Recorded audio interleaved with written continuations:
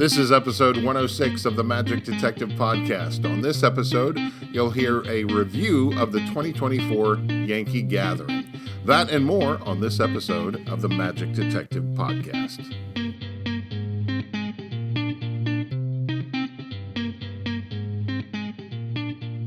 Hello and welcome to the Magic Detective Podcast, your podcast home for magic history.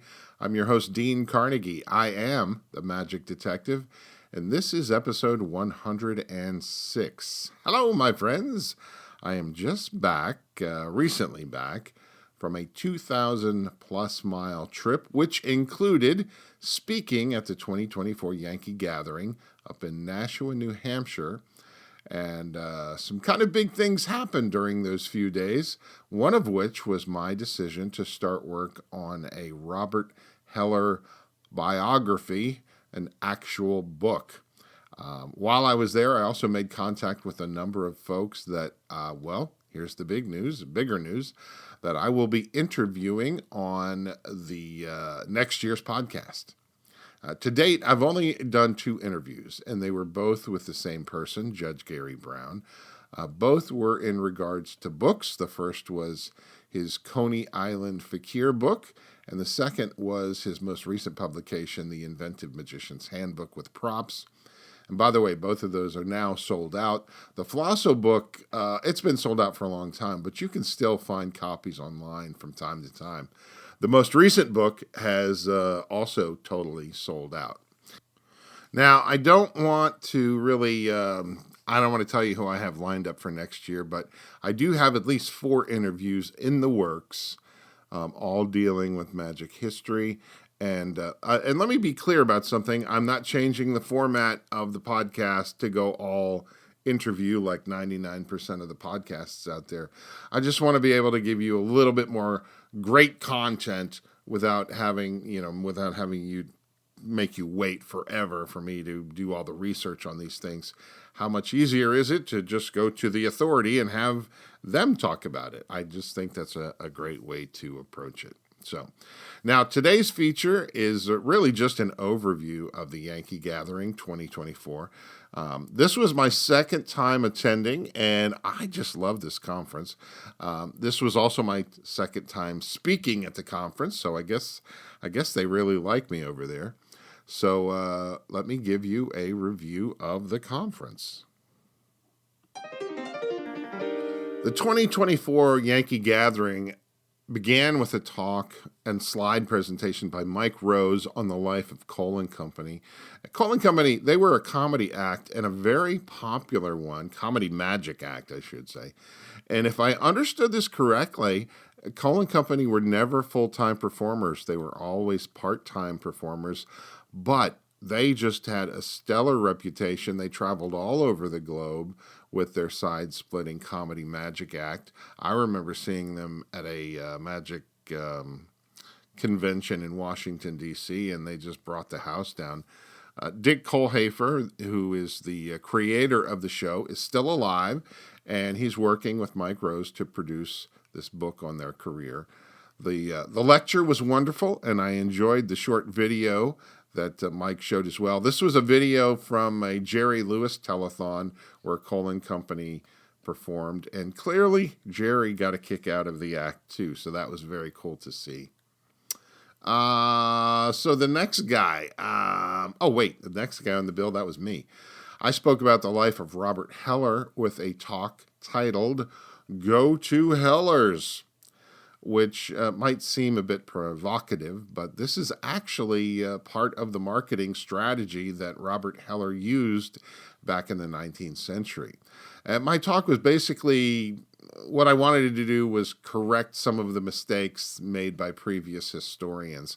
And I also added a major revelation to the lecture, which, between you and I'd already revealed it on my blog, but I guess not a lot of people remembered it.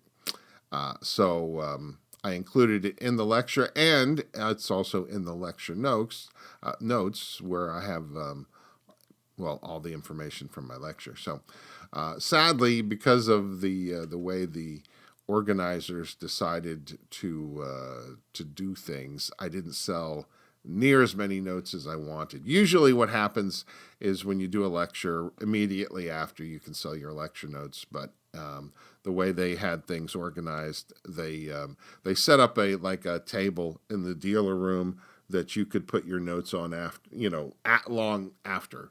So it was probably a really smart idea on their part, because it looked like maybe only two of us had lecture notes.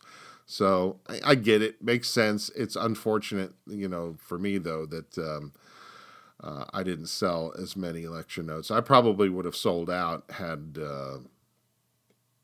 they done it immediately following. But I get it, no problem, no fault there. It's just means, hey, I've got lecture notes available on Robert Heller if you're interested, but more on that later. So lecture number 3 was a fascinating discussion on archiving your collection. And this was a group talk by Richard Hughes, Mike Caveney, and Bruce Averbrook. And I really enjoyed what each person had to say. They were very insightful information. Each one had something different.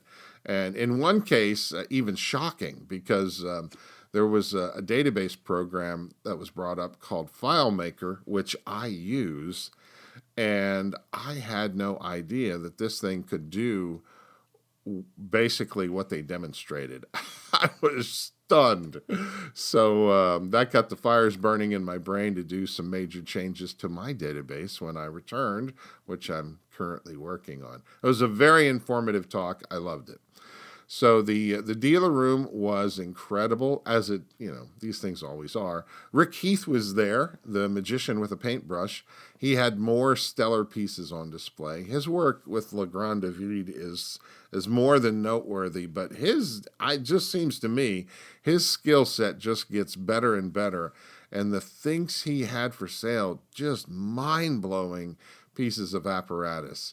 And these things are real gems. I think in the lecture room, there may be 14, 15 dealers, maybe more.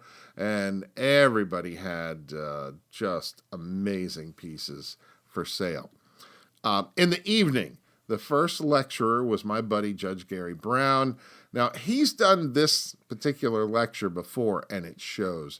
It was a very polished lecture, well-produced, with many twists and turns along the way. It's called Magic and Its Inventors on the Shoulder of Giants. And he discussed how many popular creations first came about. And a lot of this material is in his book, The Inventive Magician's Handbook, which I should note he had intended to sell at the conference, but the entire run sold out a week before. So it was a great lecture, and the funniest thing about it was Gary's lecture was referenced 5 different times by other lecturers during the course of the weekend, so that I got a kick out of that. Next up was George Schwartz. He's the curator at curator at large of the Peabody Essex Museum in Salem, where they have an incredible new exhibit. The exhibit and his lecture are both called Conjuring the Spirit World, Art, Magic, and Mediums. And he spoke on spiritualism, the Fox sisters, the Davenports, and many others. It was really an interesting way to excite us about the following day's activities, which the following day's activities included a visit to the Peabody Essex Museum to see the exhibits for ourselves. And suffice to say, the exhibit is breathtaking. And here's an example. You remember, I'm sure you've seen it before, the famous photograph of the Fox sisters. The 2 sisters sitting next to each other. It's a black and white photo. Well, I've seen the photo online. I've seen the photo in books before. I've never seen the actual photo in person. They have the actual photo there on display. It's one of the first things you see in the exhibit. That photo is absolutely haunting. To see it in real life, it's like it almost has this ethereal quality all its own. And you just don't get that seeing pictures of the photo. You've got to see it in real life. It's incredible. Other highlights from the tour there, the exhibit, include a chair and a kimono that belonged to Marjorie the Medium, Houdini's nemesis. The probably what I would say is the most beautiful spirit clock that I've ever seen, made by John Gaughan.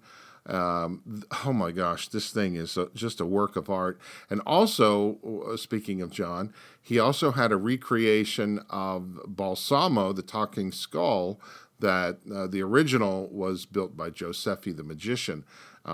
Just to see that, just so cool. They also had next to it, they had a video of Max Maven's performance at one of the LA conferences on magic history, where he was presenting Balsamo to the audience. There were lots of magic posters on display, some interactive displays. Speaking of interactive, there was one interactive video where you walked up and you chose a word that the performer on the screen gave you a choice of a number of different words. And you chose a word, and then the spirits would read your mind, and then there was a slate on a table in front of you, and the word would visibly be written on the slate. You know, you could see it being written by an invisible hand. It was really cool. I thought it was a great effect. And then later, just by odd coincidence, I happened to mention it to somebody else. Come to find out that it was a different word every time. So if you went up once and you went back again, it would be a different word, and you went back again. I don't know how many different words they had, but brilliant thinking on that. Back to the conference. Okay, so Bill Kalush spoke about Eddie Maguire, also known as Tex Maguire. Great information. The story that Bill put together, just awesome. I knew a little bit about Eddie Maguire from a talk that I think it was Mike Caveney gave at one of the Essential Magic conferences, but this lecture revealed much, much more and was really wonderful. On Friday, my group went to Salem to see the Peabody Essex Museum, which I had already mentioned. But upon return to the hotel, we enjoyed a lecture by Brandon Hodge.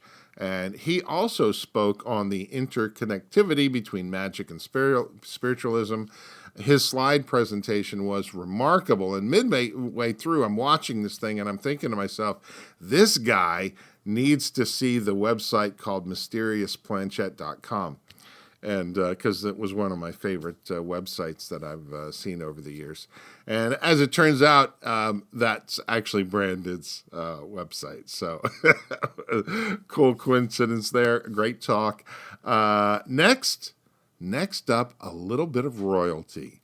The great granddaughter of Marjorie the Medium, Anna Thurlow. And she spoke about her family and gave many wonderful insights into the life of Marjorie. Her slide presentation included some photos I don't think I've ever seen before. And if memory serves, she said this was the first time she lectured before a magic history group. And she was fantastic. This was maybe my favorite lecture of the weekend. I actually just loved her presentation. Now, in the evening, we had Ice McDonald, who lectured on the Quiet Masters experience, and this was his talk on 3 or 4 groundbreaking African-American magicians, and I really enjoyed his, all I can say is like very charismatic lecture. It was so good. I was familiar with everybody he talked about, but one of them, Fitake Sanders, is a personal favorite because I'd covered him on episode 54 of this podcast. Ice also brought along his movie, The Quiet Masters, The History and Relevance of the Black Magical Artist, which was shown later that evening. And I had just been fortunate enough to have seen the movie several weeks before. It was one of the movies that is available on Amazon Prime. So if you've not seen it, please, if you've got a subscription to Amazon Prime, go check out his movie, The Quiet Masters, The History and Relevance of the Black Magical Artist. It's really, really informative and really well done. Next up was Rory Rennick. He's the next speaker. He talked about the life of Henry Box Brown. And I got to tell you, I was spellbound by this presentation. Come to find out, Rory also does a show about Henry Box Brown, and Rory himself has been a full-time magician for many years. He's an authority on the history of black magicians, and his presentation just was incredible. I just absolutely loved what he did. Next up, and I should back up. Back in 2008, the next lecturer, I should say, Joel Hodgson, wrote a book called Richard Potter, the First Black Celebrity, about the man who was the first famous magician in America, Richard Potter. And since the publication of the book, Joel has continued his research and found even more fascinating information on Richard Potter's life. And this, I guess, is the curse of writing a book, because once you finish writing, you still inevitably find out more material. So he had an opportunity to share it with us. It was great. Next up, Margaret Steele.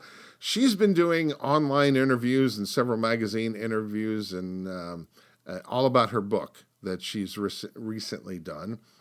And I have done all I can to avoid everything until now. And the only reason I avoided it is I wanted to read the book. I wanted to go in fresh without any sort of foreknowledge. So I guess in keeping with that, I should have skipped her lecture too, but I didn't, and I'm glad that I did not, because I loved her lecture. She spoke on the great Boomski, who was an assistant to Alexander Herman, but actually the character in the Herman show, Boomski, was played by numerous people over time. And Margaret reveals all of the various people who played them and gives information on their lives. And suffice to say, I bought her book afterwards and I had her autograph it. She was marvelous, and I can't wait to start reading the book. It's just, it's so exciting. Okay, so Saturday morning, Dean Arnold spoke about a device that was the creation and a sensation by Dr. Lin. And it turns out that Dean Arnold appears to be the best living authority on Dr. Lin and is writing a biography on the man. The device in question was called the Wonderful Telescope, and apparently it was able to see through solid objects, books, papers, even people. And every time I hear about Dr. Lin, every time his name comes up in my research, I want to know more and more about this guy, because there's just precious little out there.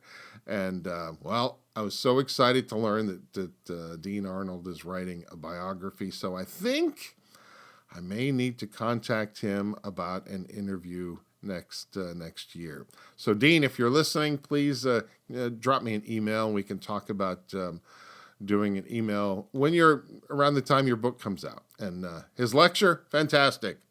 So, next up, Jonathan Neal Brown, and his lecture was on the Davenport's Demon Wonder Box and its variations. Now, this was a textbook study on how you take a prop much further than it was ever expected to go. The things that Jonathan Neal does with his prop are beyond amazing. They are impossible. And yet, they're not, as Jonathan had lecture notes which detailed all the secret stuff. Just mind-blowing. Great lecture. Tom Ewing was next with a talk on John W. Sargent, the Merry Wizard. Sargent was also the first treasurer of the Society of American Magicians and its second president. Tom has the original Sargent scrapbooks and other materials related to this forgotten character in magic history. And as he always does, Tom did a great job and just bringing Sargent back to life. I loved it. And finishing the lectures was Michael Claxton with Miss Kazan, the Blonde Houdini. And this was maybe the funniest lecture of the week. I'd never heard of Miss Kazan, but she clearly had her moment in the sun and before audiences. There were a host of these female escape artists that Michael Claxton and Gary Hunt have been writing articles on over the last couple years, and this one here on Miss Kazan was just fantastic. Just loved it. So the guest of honor for the weekend there at the Yankee Gathering was Robert Olson. And for many years, he has played the part of Richard Potter for various historical groups in the New England region. He is a remarkable individual. At one point, he actually took me aside and we talked about Robert Heller, and it was a fascinating discussion. But I just love Robert Olson. I love his period performances. I love the way he thinks about magic. And of course, when you learn a little bit about him, you discover that he's just, he knew everybody, Vernon and all these guys. And oh my gosh, he is so interesting to listen to just on his own personal history. And I'm glad they honored him. I'm frankly in awe of Robert Olson. It was great. So that brings us up to the dinner Saturday night. And a gentleman by the name of Kevin Bethia was the featured artist for the evening dinner. In fact, Kevin did a spectacular act of close-up magic before the dinner service, and it was really, really good. But for the evening show was hosted by Matt Roberts, who was the MC. He did a great job. He landed some solid jokes and great introductions, great magic. And Kevin was in that show, and I gotta say, he did a die box routine, and it was wonderful. It just, again, goes to show you can take a tired old prop and you give a little thought to it, and man, you can create a wonder. And just brilliant act. I loved it. The featured act was Jonathan Neal Brown, who goes by the name Jonathan Neal, and his partner Leanne. I first saw Jonathan Neal, I think, on The Tonight Show with Johnny Carson years ago. He was awesome back then, but I'd never seen him live. He's a West Coaster. I'm an East Coaster. So I never got to see him live until now. His act is made up of classics, and they're presented in a very fresh way. He seriously was just destroying the audience with great magic, and I couldn't have been more thrilled. It was very fast-paced, stylish, highly visual, very entertaining. A friend of mine pointed out it was very cruise shipy, and I thought, yeah, sure, yeah, but that style works perfectly in this particular setting, and especially for this particular group. It was great. He was wonderful. Great way to finish the conference. I got to talk to a ton of people over the course of the conference, and yet I missed out on talking to one of the people I specifically wanted to talk to, and that was Johnny Gone. I saw him in the hallway 2 or 3 times. He was always going the opposite direction I was going, and I was like, I'm determined. I got to sit down and talk to this man. I'm sorry, Johnny, if you're listening to this. I apologize. The weekend got away, and the next thing I know, it was over, and I didn't get to chat. So I will make up for that in the future, because that was one of the things I wanted to do this time. I have to say, if you get an opportunity in the future, you really should attend a Yankee Gathering. You could start by joining the New England Magic Collectors Association. You don't have to live in New England to join. There are some pretty cool perks to being a member, the biggest of which is receiving their annual Yankee Magic Collector Journal. This is a huge 300-plus page book filled with amazing articles on magic history, and you get that free for being a member. So here's how you become a member. Just visit nemca.com for more information. That's NEMCA.com for more information. In fact, you can join right there on their website. It's a wonderful organization. The people that put the conferences together are great. I just love everybody there. It's just so much fun. And I really love magic history conferences as a rule. I've only been to a few of them, but the ones I've been to, it's a different vibe, and everybody is so friendly, and it's a very enjoyable time. So, I mentioned the future of the podcast. So yes, in 2025, I do plan to do more interviews. It certainly won't be a regular thing, but I think it will go far to enhance the podcast and help me get out a few more episodes than I was able to get out in 2024. And by the way, for those interested in getting my lecture notes on Robert Heller, there are two ways to do it. You can either email me, or you can probably go to eBay and look up Robert Heller Magic. That's another way to do it. Now, here's something special for everybody listening. I want to give you some suggestions for possible Christmas gifts or Hanukkah gifts or whatever holiday you celebrate. So these are mostly magic history related. The first is a book called The Illusionist by Robert Hutton. This is the actual true story of the man who used illusion to fool Hitler and the German army. Now, for years, we thought it was Jasper Maskelyne, but in truth, Jasper only played a very small part. Now, here, for the first time, is the real true story. This book, The Illusionist by Robert Hutton, is available on Amazon.com or your local bookstore. So check it out. Next, if you happen to pick up Judge Gary Brown's book, The Inventive Magician's Handbook, one of the tricks in there is called Nightmare Santa. And if you were smart enough to try it out, you probably are doing it this month in December and saying to yourself, man, this is the greatest trick ever. I wish it came in a jumbo size. Well, it does come in a jumbo size. Just so you know, it does not come with instructions, because they're only meant for those that have the book. But they are available through theoryyandartofmagic.com. That's theoryyandartofmagic.com.